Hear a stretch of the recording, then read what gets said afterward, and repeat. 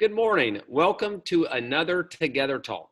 Last week, we talked to medical professionals, Dr. Birch and Dr. Daniels, and asked them your questions about face coverings. They were incredibly helpful as we were thinking about our plans, and I know we all learned quite a bit from them. Recently, parents and staff asked for clarification about the learning outside the classroom that we are using in our plan. And we thought the best way to address that would be through another Together Talk.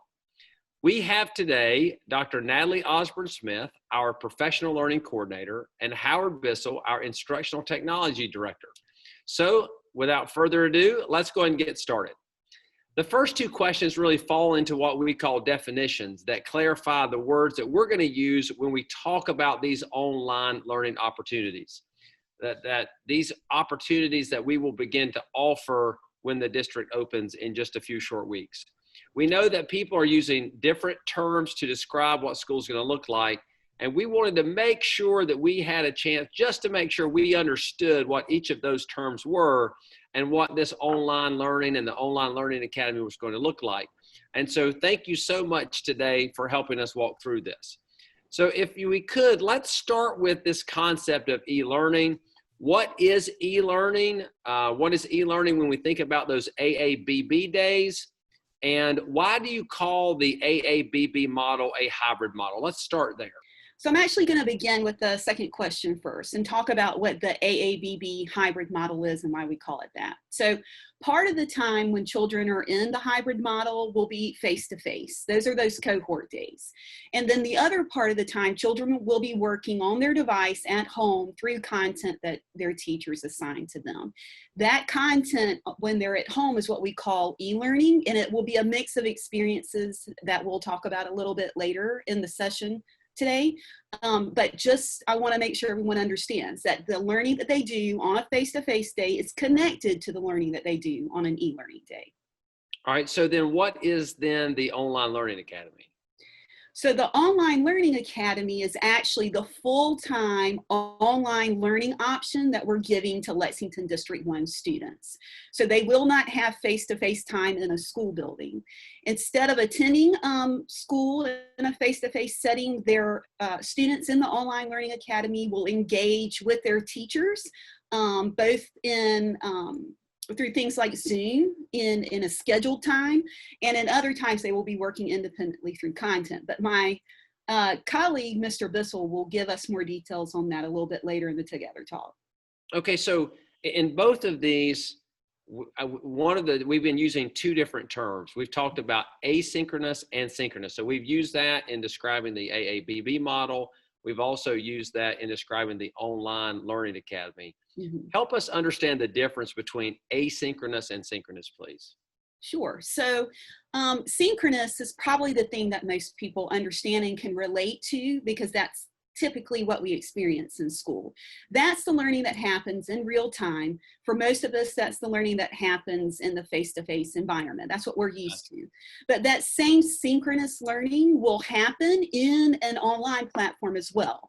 So students will be engaged with their teachers, doing all kinds of things that they're used to. We call that the student engagement model, but for teachers and parents that may be watching, in a synchronous environment, whether it's online or whether it's face-to-face, kids will still be experiencing mini lessons. They'll still be experiencing student work time where they do group work, and they'll still be doing small group instruction and one-to-one conferencing. The manner in which it happens, if it's e-learning, if it's virtual, like on a device, or whether it's face-to-face, doesn't matter. The thing that matters with synchronous is that it's in real time. Gotcha. So asynchronous then means probably the opposite of that, or somewhat different. Right. So asynchronous is more about students working through content and working through the learning in a flexible manner on their device. Sometimes that is independently. Sometimes it might be with another group of students in a pre-scheduled time that teachers have grouped students together through like a fireside chat to do content. And then sometimes it might look like pre-scheduled meetings with teachers for check-ins. But asynchronous, for the most part, is done in a flexible manner in children's own time in the order in which they want to do the work. All right. Well, thank you for clarifying those two things. I know those have been some of our most received questions. So another thing that people really are interested in learning more about is our online learning academy. So Mr. Bissell, if you would walk us through how exactly will the online learning academy look? What does a day look like? Because this is certainly unique for the large number of students that we have in Lexington wanting to do this. Yeah, sure. I'd be happy to, Dr. Little. It's a great question. I think the most important thing to understand is that students in the Online Learning Academy, they're not just going to be provided work and left alone to complete it. They're going to have support along the way from their teachers, and it's going to look a little different at different grade levels. At each grade level, teachers in the Online Learning Academy, they're going to focus on creating meaningful experiences for their students with the same quality of instruction that students would receive in the face-to-face classroom. That's a really important point to recognize. In our elementary grades, there's going to be a daily predictable schedule and opportunities for one-on-one support with the teacher online. That would be those synchronous opportunities that Dr. Smith was talking about just a minute ago. An elementary student's day will begin with a morning meeting where teachers will check in with the students in the class, check on their well-being, and talk about the schedule for the day and establish some expectations. Parents can expect that students would spend somewhere between 3 to 4 hours a day working online in different subjects like math, reading, writing, science, social studies, either directly with the teacher teaching a mini lesson, collaborating with their peers and classmates, or even engaging with some different digital learning resources. Students will have breaks built into the schedule during the day, and they can use that time for exploration or even exercise. Mr. Bissell, let me interrupt you just a second there, if you don't mind. Sure. So, I mean, when you're describing that, that actually sounds like a really dynamic learning environment. It doesn't sound like I'm just staring at the computer screen for the whole day. Would you agree with that? Yeah, I would agree with that 100%. Teaching in an online environment it's a very specific skill set. And so our teachers need to be able to engage students and, like I said, create meaningful experiences for them so that they're engaged throughout that day. And they're going to use different tools and different resources. And it's going to mirror the progression and the expectations of what's happening in the face-to-face classroom. Our teachers will just structure that time in a more dynamic way, as you stated. Okay. I think that it's important to understand that there will be specific times when students need to be in a video conference with their teacher, right? Or either for a mini lesson or for a small group support session. Again, these are those direct synchronous sessions Dr. Smith talked about earlier, but elementary students will also have asynchronous opportunities, and that may be working through, say, an online manipulative and working with some different math shapes or a game-based learning experience, or that could be something like a recorded teacher video, right, where they get some direct instruction from a teacher asynchronously, and they're asked to maybe respond to a writing prompt. Those would be some different types of things that a teacher could provide for a student to give them some different opportunities to show their learning.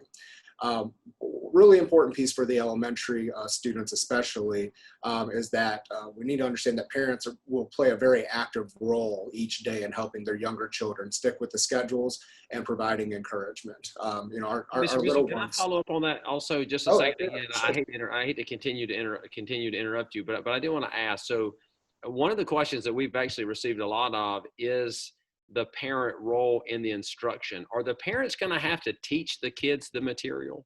Yeah, no, that's a great question. Will they have to teach them the material? No, they won't, but they will need to serve as, I guess, what we might call a learning coach. They need to, for those little kids, they need some structure and support and some guidance along the way from their parents. We'd actually have a list of things to consider for parents to consider on our Stronger Together website, Okay. on the virtual or on the Online Academy page there. Parents can check that out and get a better idea of what those roles, responsibilities, and structures are from the parent perspective. Okay, thank you. Sure. So middle school students, they'll follow a similar schedule. The exception is that they'll have different teachers for each of their subjects. They'll also have an opportunity to take an elective course there, but still very, pretty structured on a daily basis with both synchronous live opportunities to talk with their teachers and their classmates. And to work on projects, but also room for individual support from their teachers and working with different forms of digital content there. Teachers are going to provide students at all levels with regular feedback to help them grow as learners and to develop important skills like communication, collaboration, and how to think critically to solve problems. Those are going to be areas of focus for us. It's not just about the content, it's helping these students grow as individuals and giving them structures to really grow in those areas when we know they'll be outside of a traditional environment. When we talk about high school, their schedule will look a little different. They're going to have a good bit of flexibility in when they decide to work in the different courses they take, and the high school pathway will be more asynchronous, again, to use that term. It'll be more self-directed and self-paced, but there still will absolutely be synchronous opportunities, live opportunities for them to engage with their peers and working on various projects or to get live support from their teachers at a scheduled time that the teachers would set up for their individual sections. It's important to note that teachers at all grade levels, they'll have regular office hours established, and they'll be available to help students and parents during those office hours. And so, those are standing and give students and parents an opportunity to make direct contact with the teacher, just like they might in a face-to-face environment. I guess I would also add that providing this type of engaging, dynamic online experience where students are both challenged and supported by our teachers directly will require our teachers to have some very specific skills. And so this is why we're providing training and support for our teachers over this summer and all the way up into and through the beginning of the school year for our teachers to help them not just on how to use the technology tools, but also on how to design learning for students that's engaging and provides them with meaningful challenges. So really, in a large way, one of the things I heard you say there is that the online experience is really going to mirror a lot of the wonderful things that are happening day to day in a Lexington One classroom. Yes, sir, absolutely. It has to. We have to maintain our same expectations in the online environment as we do for our students in the face-to-face environment. All right, so you mentioned teachers. So let's talk about then how we're preparing for this. Again, this is brand new to our school district. Well, it's not brand new to our school district, and we've done this in small ways, but we've never done it at this scope and scale. So how are we preparing our teachers and our families for the Online Learning Academy? Well, that's another great question. One of the most important things that must be done to create successful online learning environments is to learn how to build a community of online learners.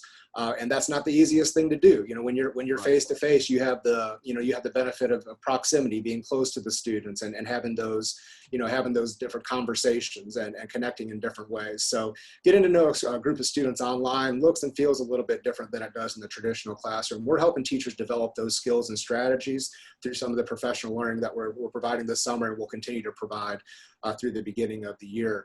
We're also going to have support and resources for families so they know how to best support their students. I mentioned a minute ago, we have some really important considerations for parents of online students and the structures and supports that they need to provide, but we'll also have parent resources available to help them with the technology, to help them set a schedule for their student, best practices and tips for setting up their student for success, ways to provide positive encouragement and structures for their kids.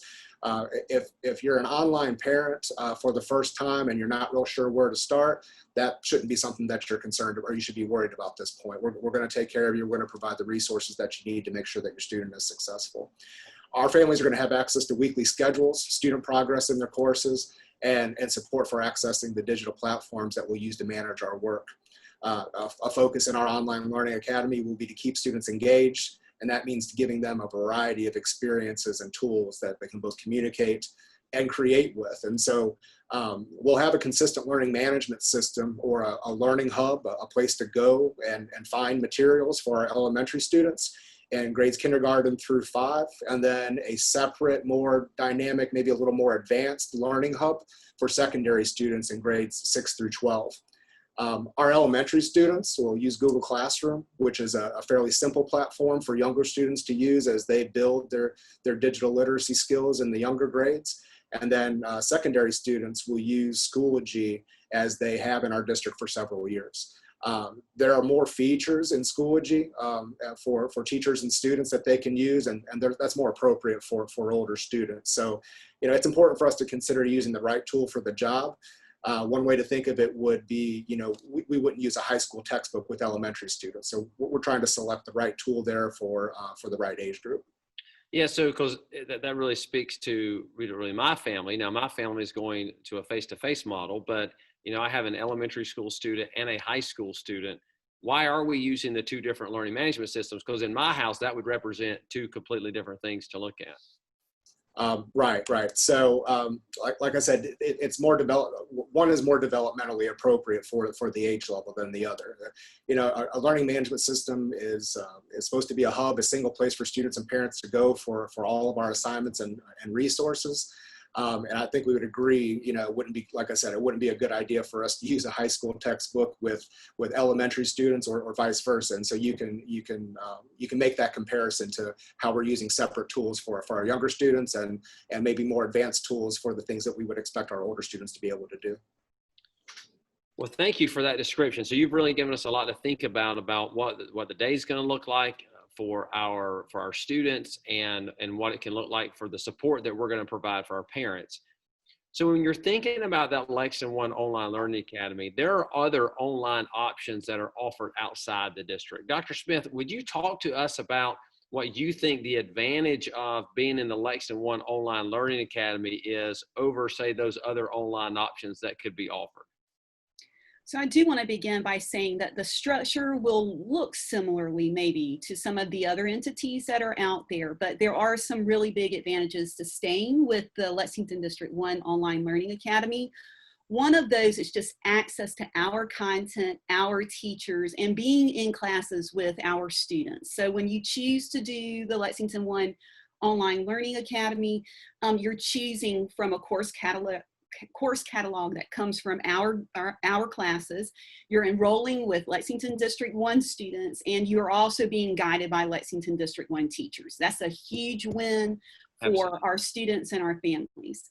Instructionally, that means that the experiences students get in the Online Learning Academy will be as rigorous as the teaching and learning they would receive in a face-to-face model, which is exactly what Mr. Bissell and I talked about a little bit earlier. Another part of it is around just the continuous learning that students will experience. Because it's a Lexington District 1 option, they will be able to transfer back to the face-to-face environment more seamlessly than they would if they went to an outside source for online. Can we start there? Can we stop there for just a second? So I think I'd like to stress that. So we are really thinking about our Online Learning Academy, at least we're planning for the first portion of it, really to take place over the first semester. And then as things get better, we're being cautiously optimistic that things certainly will get better second semester. That seems to me like an important consideration for parents. Would you agree with that or not? I would agree with that. And part of it is because of just my experience as a school-based administrator in Lexington District 1, I really found that children who transferred from another school in the district or from another program in the district, they were more easily able to adapt to the levels of rigor and expectation that we had. And I think that's because we really emphasize power skills like collaboration and communication and critical thinking alongside our academic content.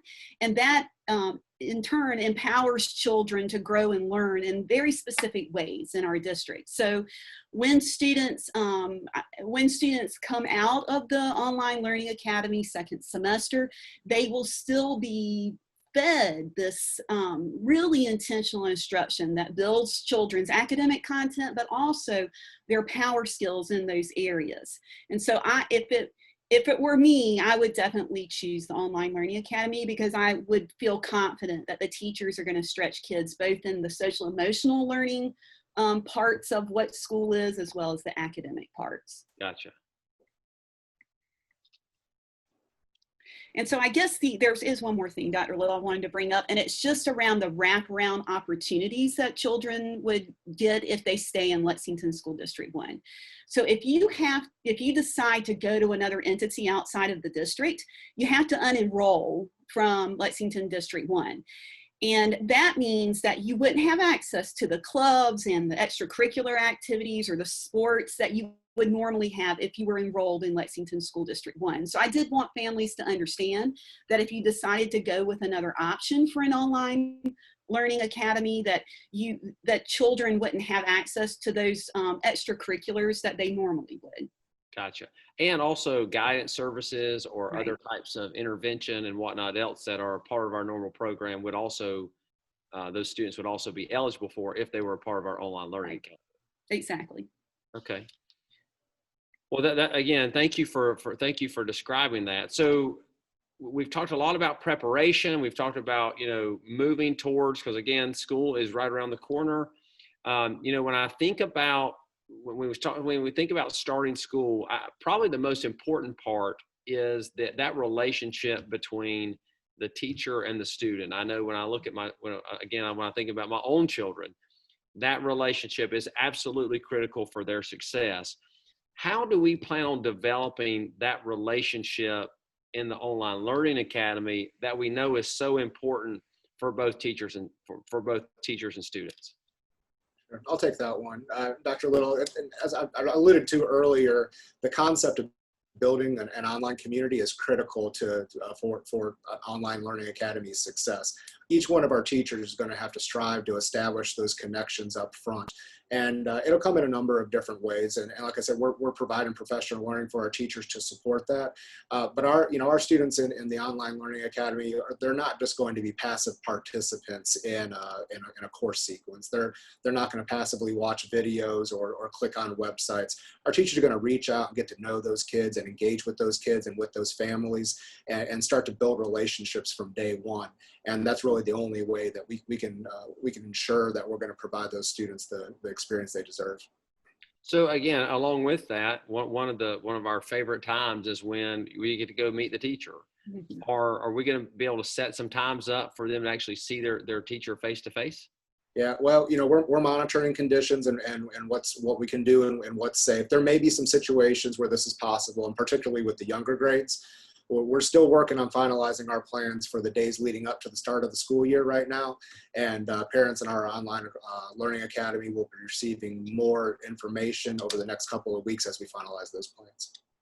Well, and Howard, while I got you, if you'll just kind of stay with me here. Now, something I heard Dr. Smith say earlier was about the wraparound services and the various things that we provide in Lexington One. And we do get a lot of questions about, if you're on the online learning academy, are you going to have access to all the types of things that our face-to-face students do?